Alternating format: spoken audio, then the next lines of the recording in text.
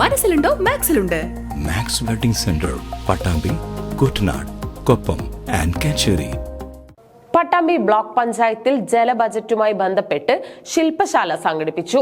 Block panchayat president Geetha Manikandan ഉദ്ഘാടനം നിർവഹിച്ചു.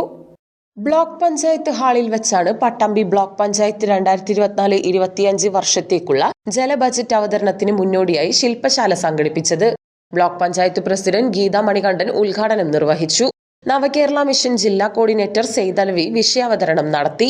81.91%, അതായത് 80% ഈ ഭൂഗർഭ ജലമായിട്ട് സംഭരിക്കപ്പെടുന്ന ജലം എന്ന് പറയുന്നത് മഴയിൽ നിന്ന് കിട്ടുന്ന വെള്ളമാണ്.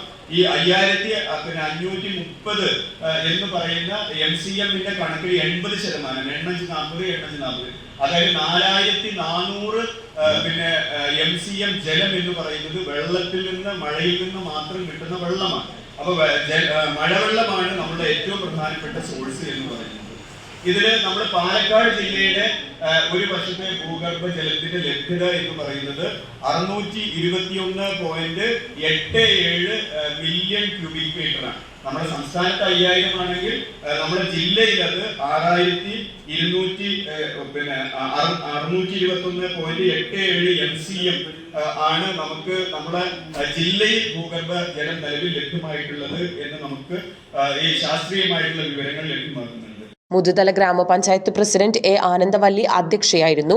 BPO Suprabha, Veeran Sahib, joint BDO Saritha തുടങ്ങിയവരും പങ്കെടുത്ത് സംസാരിച്ചു. ഗ്രാമപഞ്ചായത്ത് പ്രസിഡന്റുമാർ, ഗ്രാമപഞ്ചായത്ത് അംഗങ്ങൾ, ഉദ്യോഗസ്ഥർ തുടങ്ങിയവർ പങ്കെടുത്തു.